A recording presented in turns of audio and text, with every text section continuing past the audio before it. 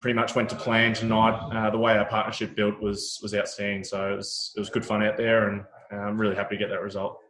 There's always lots to talk about your position in the team and particularly the batting order, but what does that mean to you to score that 100 and get Australia over the line?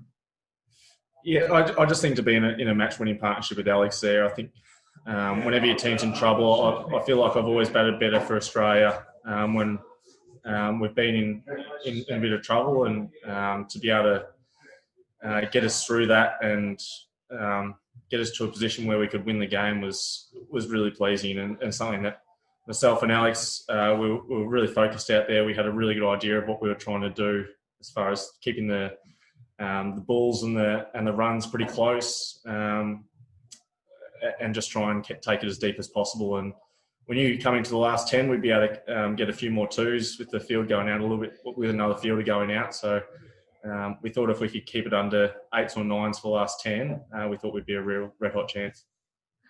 Thanks, mate. Adam Collins. Well done, Glenn.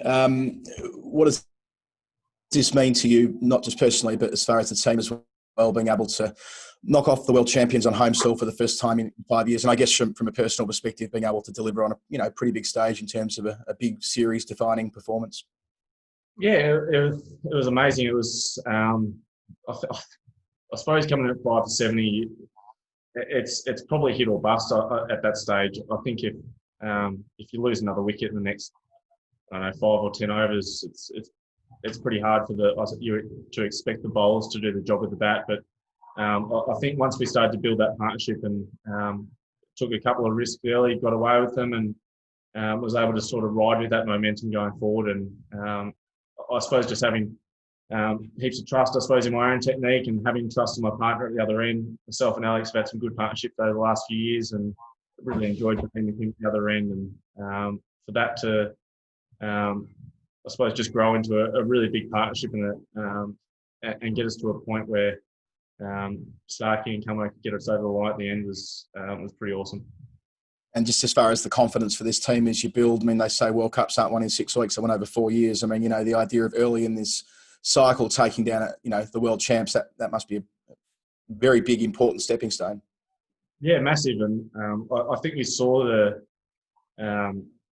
we saw the firepower of England the other day. They were 8 for 149, I think they were, but their lower order was still able to get them to 230, which was a match-winning score on a old wearing wicket. And they've just got plenty of options, plenty of guys that can chip in. We saw Joe Root do the job with the ball today. It was extremely difficult to get away. They've just got options all the way through. And then you throw, I suppose, Ben Stokes back into the mix when he gets back into the side, and it's a pretty formidable team. But to take them down their home soil when they've been playing pretty consistent cricket over here, and for us to I suppose start our summer off after a long time in lockdown with a series win against them was pretty incredible for this group. We've worked so hard since coming together, and it's just great that everyone could do, I suppose, the work back at home, and then when we came together here throughout the practice matches, the trainings, to get ourselves up to. Thanks, mate. Ian McCulloch. Hi, Glenn. Well played, mate. In terms of what happened on Sunday, losing that match and the kind of recovering from that to win today in such dramatic circumstances, how big an achievement is that by the team? Yeah, I suppose completely different